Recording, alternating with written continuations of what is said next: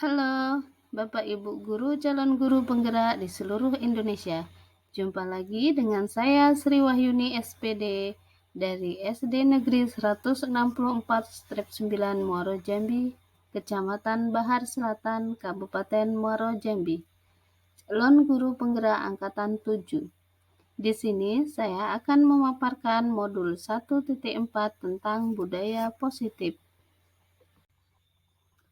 Perkenalkan, beliau berdua adalah Bapak hebat kita, Bapak Sodikin MPD selaku fasilitator, dan Ibu hebat kita, Ibu luar biasa, yaitu Ibu Nafsah SPDI selaku pengajar praktek, dan saya sendiri Sri Wahyuni SPD selaku calon guru penggerak. Berikut ini rancangan tindakan untuk aksi nyata saya. Yang pertama adalah latar belakang. Murid tidak suka peraturan. Selama ini, jika mereka melakukan pelanggaran, maka akan dihukum dan dipermalukan di depan umum. Yang kedua adalah tujuan aksi nyata. Yang pertama, menciptakan murid yang merdeka dan berdisiplin diri yang kuat.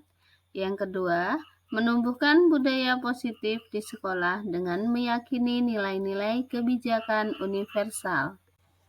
Yang ketiga adalah tolak ukur. Terbentuknya keyakinan kelas melalui kegiatan kelas sesuai kesepakatan kelas yang disepakati bersama, dan siswa mampu menerapkan keyakinan kelas dan dapat mentaatinya dengan baik.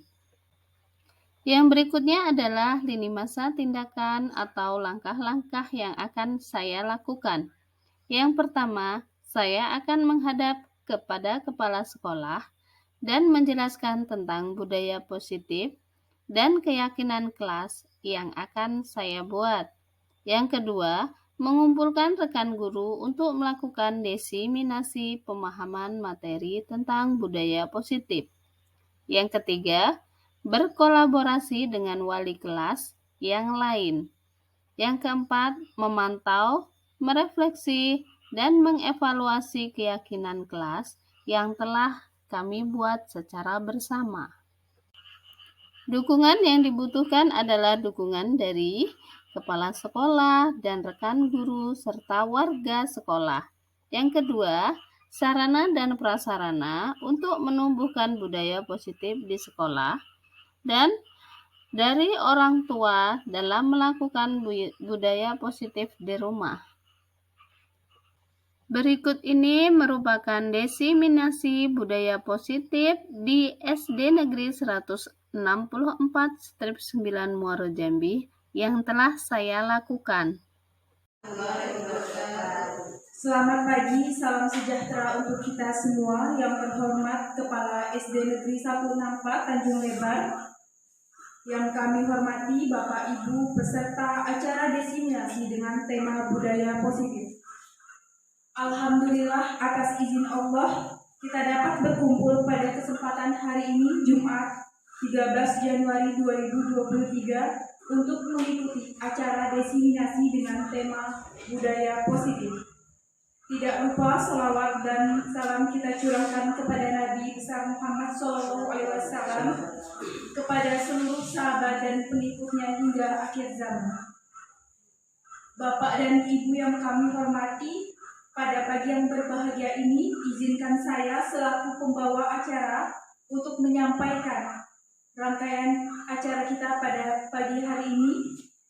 Acara yang pertama yaitu pembukaan, yang seperti yang tengah berlangsung. Acara yang kedua, menyanyikan lagu Indonesia Raya. Hadirin dimohon berdiri.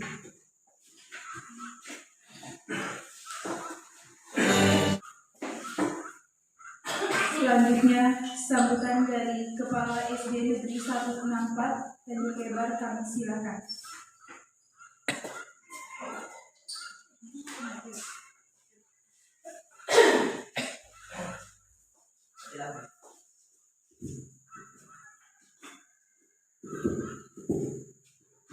Assalamualaikum warahmatullahi wabarakatuh.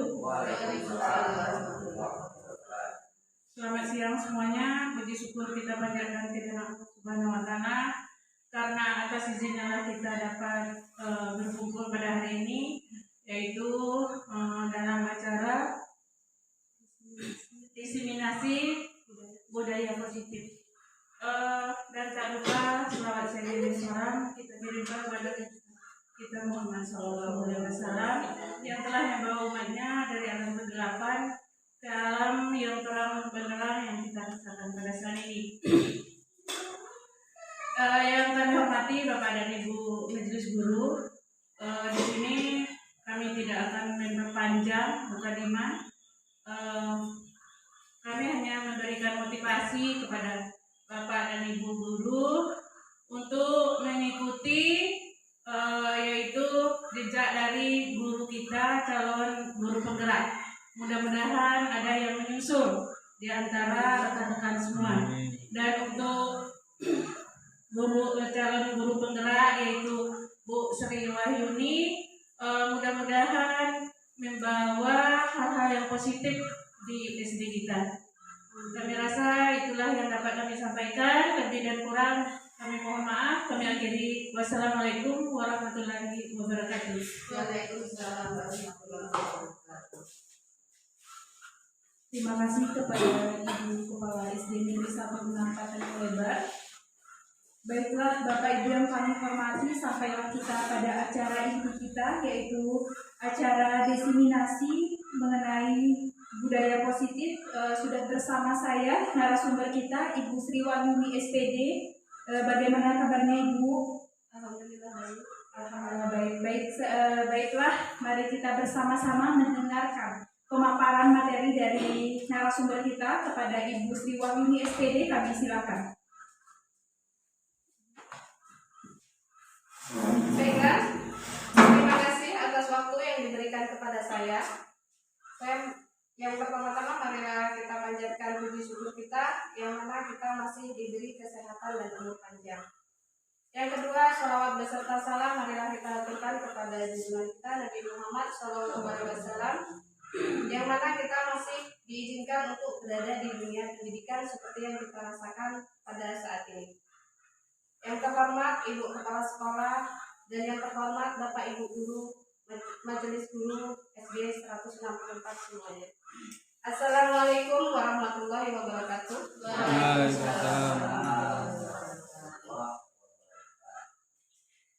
Terima kasih kepada pembawa acara. Di sini sebelum saya membuka acara ini, marilah mendengarkan pantun dari saya terlebih dahulu. Pohon mangga, pohon kueni, ditanam orang di tengah sawah. Sebelum dimulai acara ini, izinkan saya membaca petuah. Makan gudeg di tengah sawah, memandang padi nan melimpah, supaya acara ini mendapat berkah. Mari buka dengan bismillah. Bismillahirrahmanirrahim.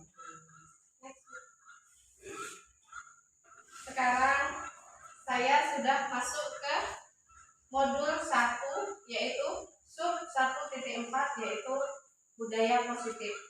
Di sini ini adalah tugas saya sebagai calon guru penggerak angkatan 7 Kabupaten Muaro Jambi, yaitu membuat aksi nyata tentang budaya positif yang saya lakukan di SD 164 Tanjung Lebar. Yang berikutnya yaitu diseminasi pemahaman dan pengalaman budaya positif di SD Negeri 164 Tanjung Lebar. Yang selanjutnya, sebelumnya saya mengucapkan selamat datang kepada Bapak Ibu Guru hebat. Mari kita di sini belajar bersama, berkolaborasi dan saling mendukung demi mewujudkan budaya positif di sekolah kita tercinta ini. Di sekolah ini saya tidak akan pernah bisa berdiri sendiri untuk mencapai tujuan, dan saya tidak akan dapat mencapai impian saya tanpa bantuan Bapak dan Ibu Guru semua. Maka dari itu saya mohon motivasi, bimbingan, arahan, dan kerjasamanya. Pada pendidikan guru penggerak modul 1.1, yaitu saya sudah mempelajari tentang refleksi filosofi pendidikan nasional yaitu dari Bapak kita Ki Hajar Dewantara. Modul 2 yaitu modul 1.2 yaitu nilai-nilai dan peran guru penggerak. Modul 1.3 yaitu tentang visi guru penggerak. Dan modul terakhir 1.4 yaitu budaya positif. Nah, di sini Bapak Ibu, hal yang sudah kami susun yaitu tentang konsep utama modul 1.4 adalah budaya positif. Yang pertama, perubahan paradigma belajar. Yang kedua, disiplin positif. Yang ketiga, kebutuhan dasar manusia. Yang keempat, motivasi perilaku manusia. Yang kelima, posisi kontrol restitusi. Yang keenam, keyakinan kelas. Dan yang ketujuh, segitiga restitusi. Pada bagian pertama, yaitu pembelajaran dengan paradigma baru. Hal ini dirancang berdasarkan prinsip pembelajaran yang berdiferensiasi sehingga setiap siswa belajar sesuai dengan kebutuhan dari tahap perkembangan untuk mewujudkan profil pelajar Pancasila. Apa saja Bapak Ibu profil pelajar Pancasila? Di sini ada yang pertama, beriman, bertakwa kepada Tuhan Yang Maha Esa dan berakhlak mulia. Yang kedua, berkebinekaan global. Yang ketiga, bergotong royong. Yang keempat, kreatif, bernalar kritis dan mandiri. Ini yaitu tentang filosofi pemikiran Ki Hajar Dewantara. Bapak Ki Hajar Dewantara menjelaskan bahwa tujuan pendidikan yaitu menuntun dari segala arah pada anak-anak agar mereka mencapai keselamatan kebahagiaan yang setinggi-tingginya, baik sebagai manusia atau sebagai anggota masyarakat. Oleh sebab itu, kita sebagai pendidik atau sebagai guru ataupun sebagai orang tua kita di sekolah, kita hanya dapat menuntunnya tanpa bisa merubah lakunya. Kalau laku itu sudah bawaan dari lahir ya Bapak Ibu ya. Kita hanya bisa menuntunnya saja ke arah yang lebih baik. Next. Yang kedua yaitu disiplin positif. Dalam benak Bapak Ibu, apa yang ada dari kata disiplin? Mengikuti semua aturan yang diterapkan di sekolah. Iya betul, mengikuti semua peraturan yang ada di sekolah. Itu cenderung dengan peraturan yang ada di sekolah. Sedangkan di sini seharusnya kita memotivasi diri dari disiplin positif itu dari dalam diri kita atau dari internal kita, bukan dari eksternal. Seperti sama dengan halnya kita sebagai guru, berangkat pagi ataupun pulang tepat waktu, itu kan merupakan disiplin positif juga. Dan di sini kita seharusnya tanpa ada dorongan dari luar yang dari eksternal misalnya, atau dari perintah kepala sekolah kita harus berangkat pagi 6:30 atau jam 7 harus sampai sekolah. Itu seharusnya tidak usah kita tanamkan. Yang kita tanamkan adalah dari dalam diri kita sendiri, tanpa menunggu perintah atau tanpa menunggu peraturan yang ada. Mudah-mudahan kita semua dapat melakukannya dengan baik. Next. Yang ketiga yaitu kebutuhan dasar manusia. Kita sama dengan anak murid sama-sama membutuhkan dasar-dasar apa itu yang namanya kebutuhan dasar manusia. Yang pertama seperti kebutuhan fisiologis. Kebutuhan seperti ini yang namanya fisiologis adalah bentuk dari fisik kita. Fisik ya. Berarti kita di sini membutuhkan sandang, pangan, papan ataupun kebutuhan biologis. Yang kedua yaitu kebutuhan keamanan dan keselamatan. Sama dengan anak-anak bertujuan ke sekolah sini adalah untuk sekolah supaya dia aman sampai dia kelak dewasa, sampai juga di dunia akhirat.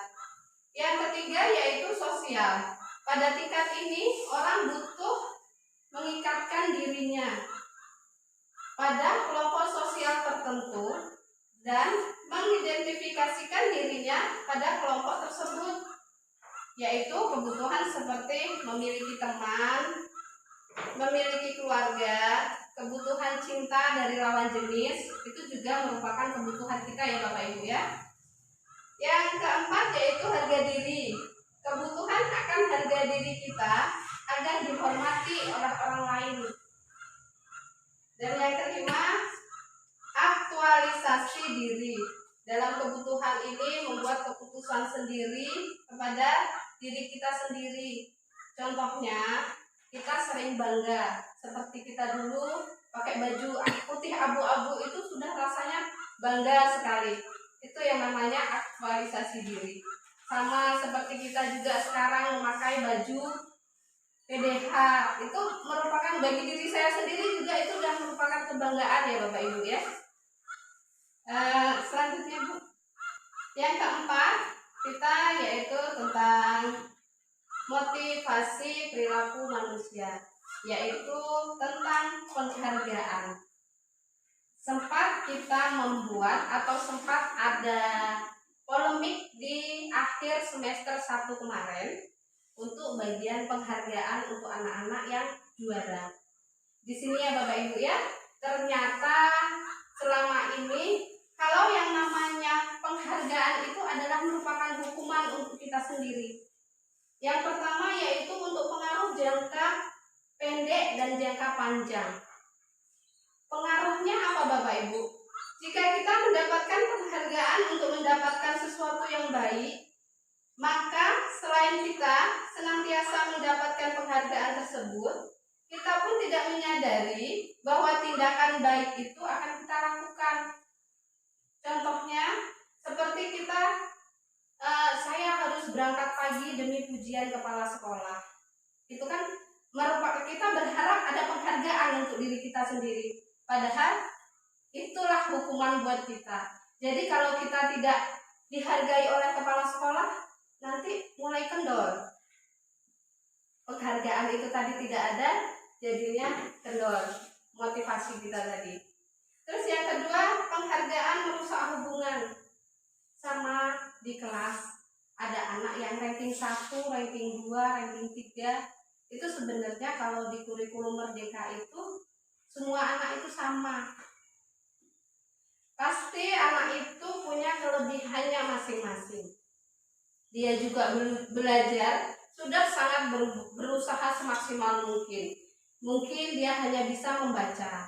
Ada juga yang bisa di bagian berhitung. Nggak bisa membaca dan berhitung, ada juga dia yang pandai di olahraga ataupun pandai di bagian menyanyi atau di bidang lain. Jadi semua anak itu pasti punya kelebihannya masing-masing. Yang ketiga yaitu penghargaan tidak efektif.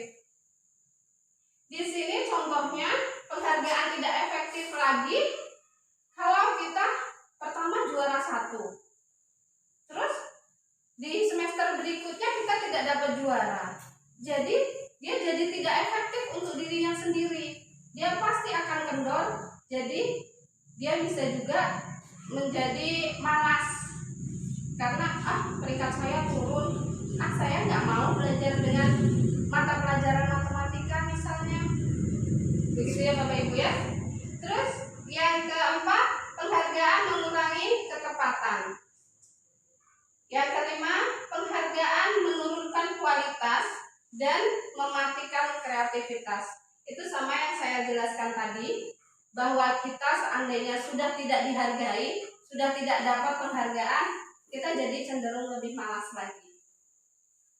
Yang keenam yaitu motivasi dari dalam diri atau intrinsik. Ini seharusnya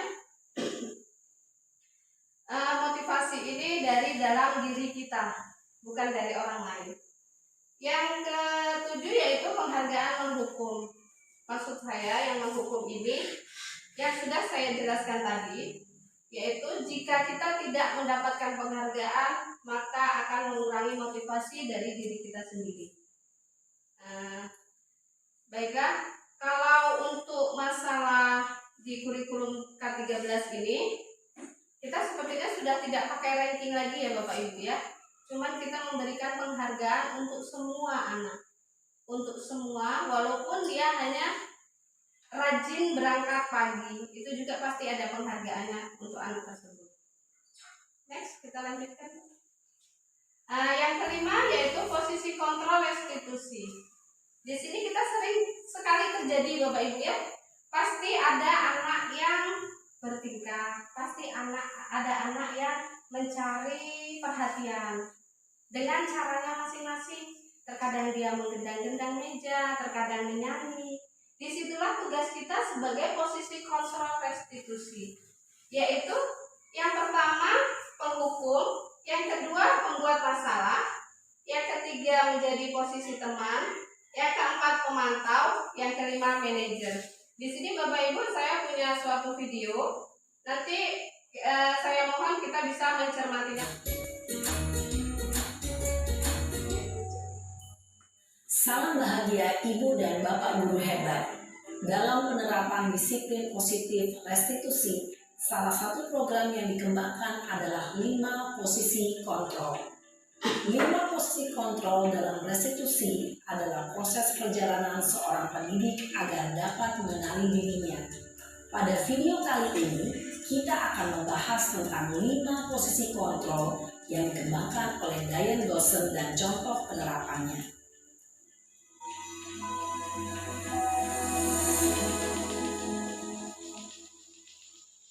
5 posisi kontrol itu adalah 1. Posisi penghukum, 2. Posisi pembuat merasa bersalah, 3. Posisi teman, 4.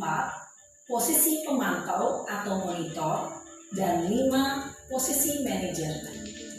Untuk lebih memahami kelima posisi tersebut, mari kita saksikan kasus Naren yang terlambat hadir 20 menit di sekolah dan melihat bagaimana kelima posisi kontrol dalam menghadapi masalah tersebut.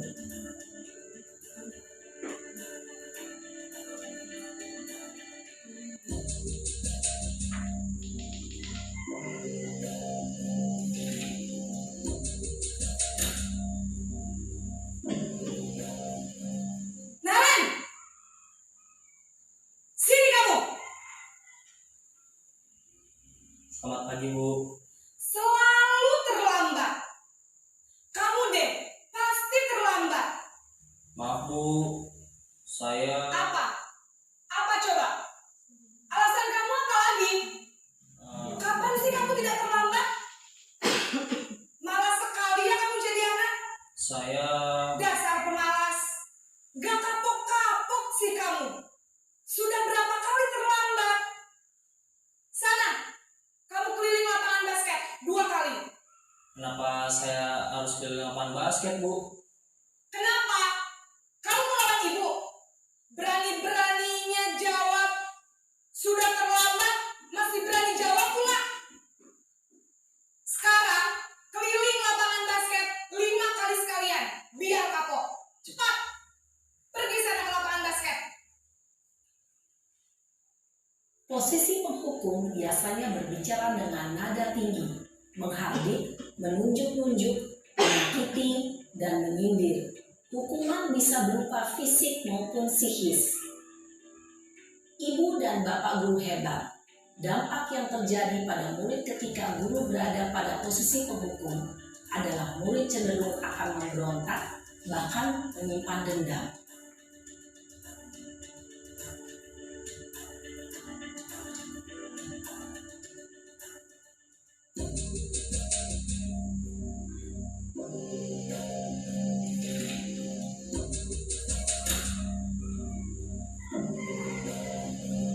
Naren!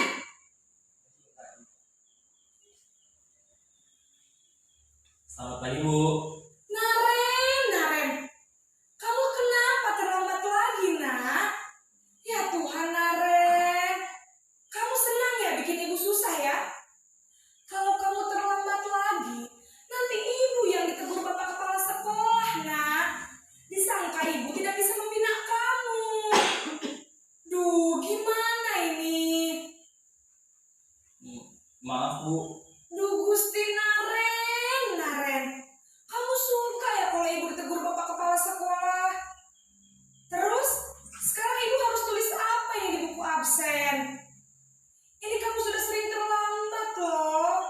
Ibu harus apa coba? Maaf Bu, maaf sekali. Ya sudah, lain kali jangan bikin ibu susah lagi ya nak ya. Ibu tidak akan kuat lagi kalau kamu begini terus. Bisa jantungan kalau ibu ditegur bapak kepala sekolah. Sana cepat ke kelas. Maaf ya Bu, maaf sekali. Posisi pembuat rasa bersalah berbicara dengan nada tenang, cenderung lembut. Namun kata-kata yang diutarakan membuat murid merasa menjadi orang yang gagal, memandang buruk dirinya sendiri, merasa tidak berharga, dan tidak sanggup membahagiakan orang lain. Ketika guru mengambil posisi pembuat rasa bersalah, murid akan menganggap dirinya yang bersalah dan ia akan menyimpan emosi negatif tersebut di dalam dirinya.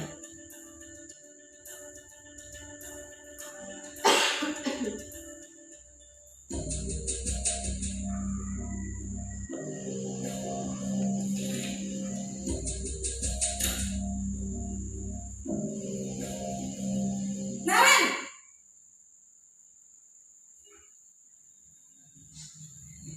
Selamat pagi Bu. Wah, sudah jam berapa ini nak? Terlambat lagi ya sayang. Iya Bu, habis ibu saya lupa bangunkan saya Bu.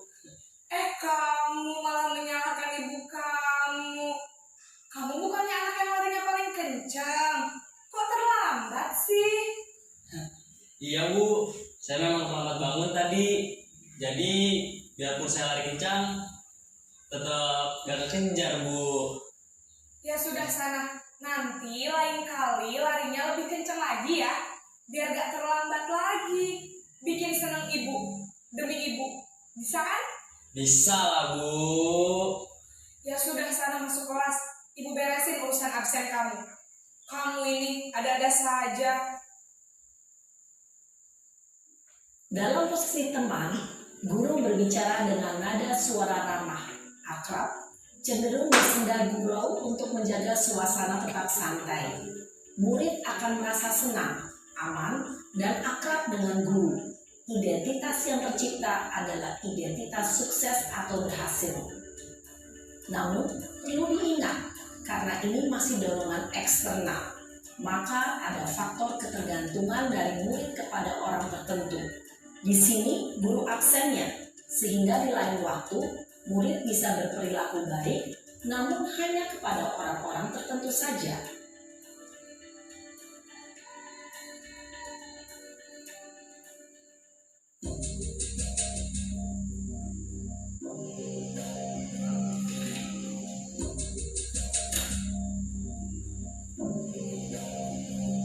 Naren!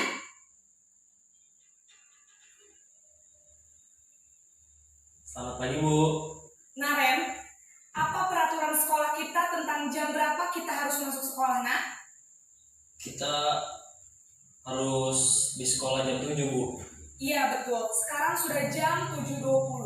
Naren sudah tahu konsekuensinya jika terlambat hadir. Paham Bu.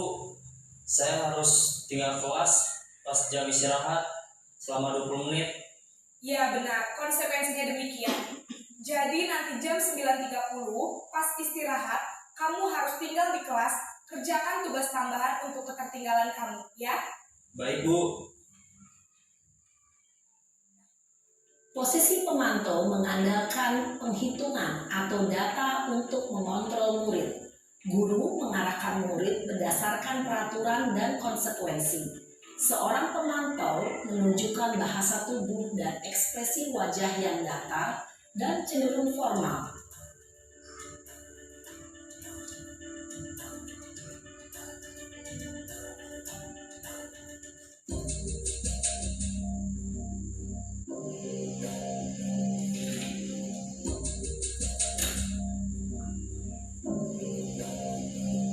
Naren!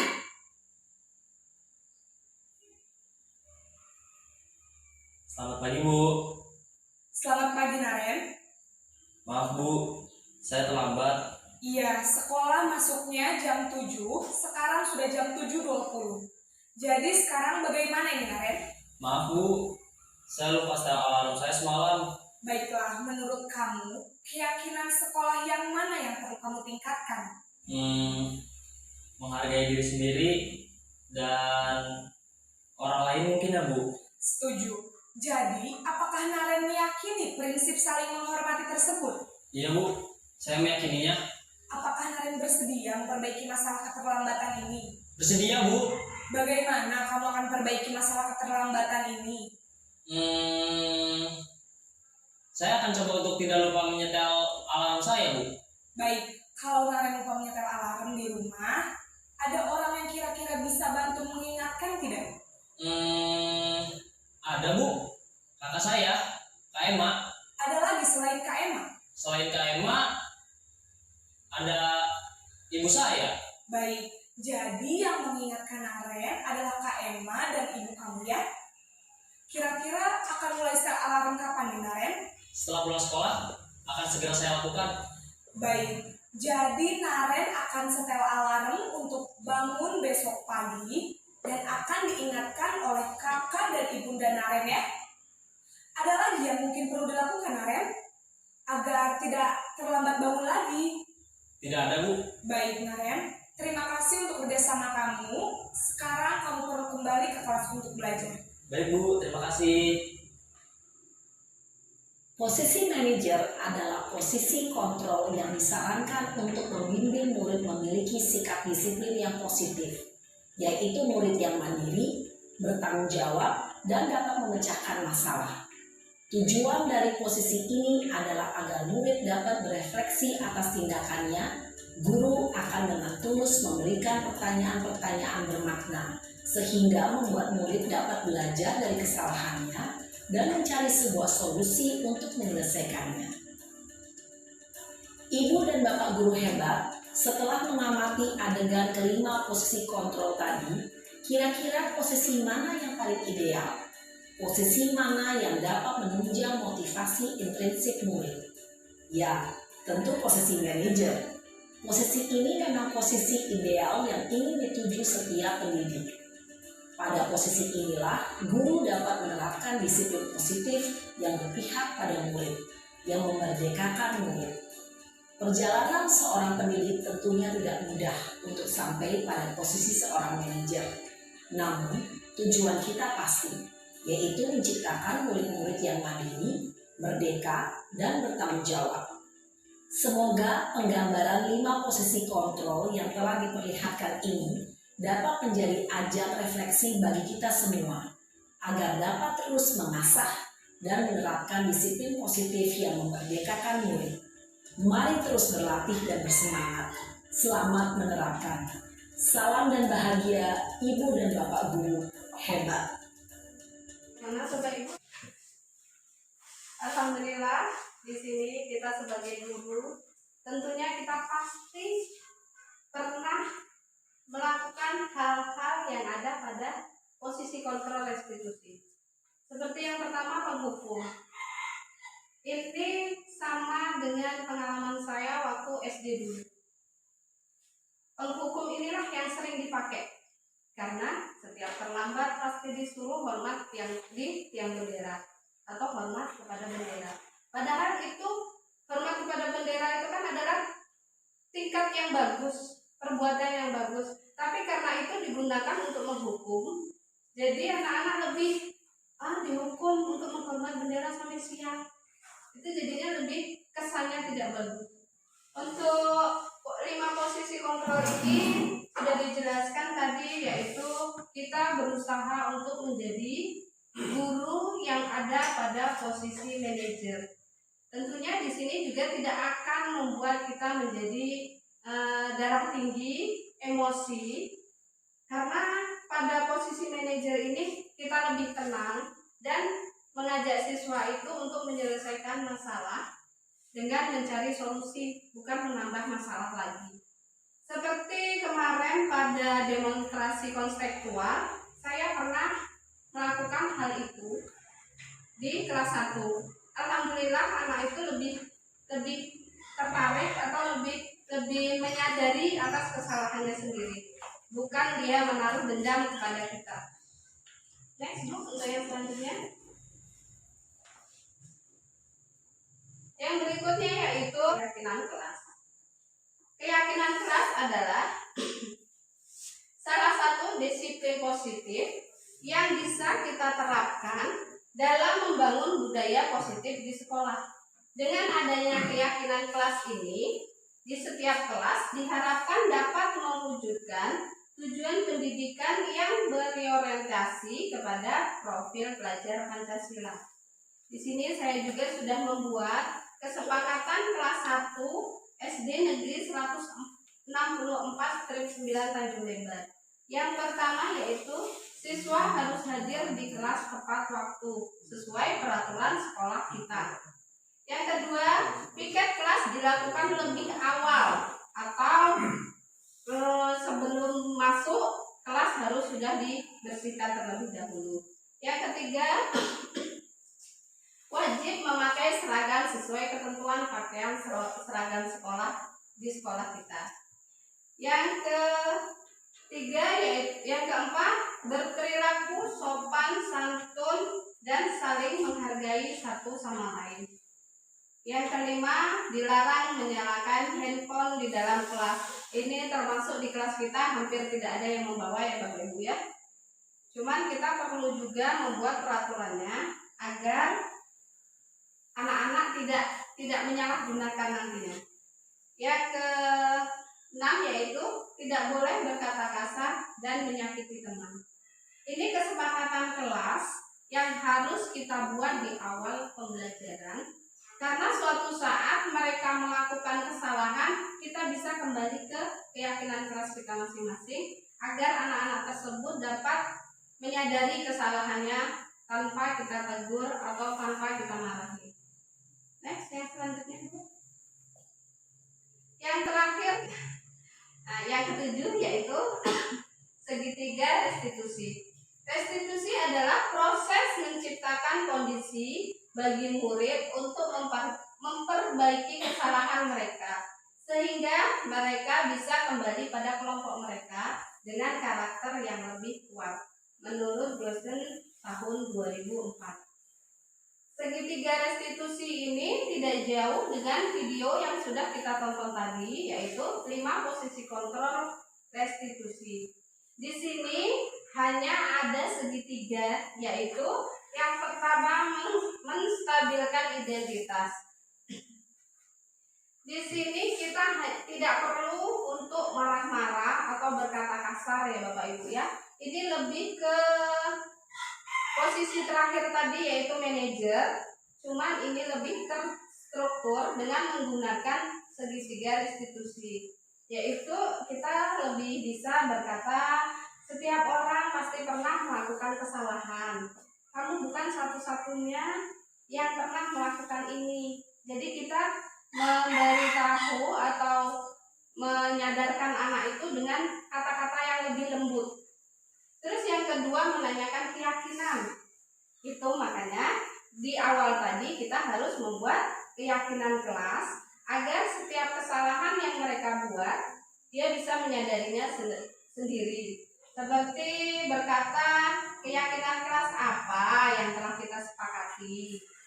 Terus kamu ingin menjadi orang seperti apa? Itu dari keyakinan kelas yang kita buat tadi. Terus yang terakhir, validasi tindakan yang salah. Kamu tentu punya alasan melakukan hal itu. Sama seperti di video posisi kontrol yang bagian terakhir tadi. Terus adakah cara yang lebih efektif untuk mendapatkan apa yang kamu butuhkan? Di sini segitiga restitusi ini adalah pemecahan masalah yang terstruktur. Kalau tadi menggunakan 5 posisi kontrol lebih banyak, di sini dipersempit lagi menjadi segitiga. Ya Bapak Ibu ya. Jadi di sini kita setiap sekolah, setiap anak pasti mempunyai masalahnya sendiri-sendiri. Jadi kita sebagai penuntun tadi harus menuntun ke arah yang lebih baik dan tidak menjadikan masalah baru buat diri kita juga. Baik Bapak Ibu, apakah di sini Bapak Ibu sudah mengerti semua? Mudah-mudahan dapat diterima dengan baik ya Bapak Ibu ya, materi yang saya sampaikan. Mohon maaf apabila banyak salah atau banyak salah kata, karena di sini saya juga baru belajar. Sebelum saya tutup acara ini, baiklah saya akan menyampaikan pantun dulu. Terbang tinggi si burung bayan, hingga pula di atas dahan. Terima kasih atas perhatian, mohon maaf atas kesalahan. Pergi ke sungai bertemu buayo, tak lupa membawa belati. Cukup sekian presentasi saya ucapkan terima kasih. Wassalamualaikum warahmatullahi wabarakatuh. Waalaikumsalam. Salam dan bahagia Bapak Ibu guru hebat. Terima kasih telah menyimak video saya, Pendidikan Guru Penggerak Kabupaten Muaro Jambi. Terima kasih, semoga bermanfaat.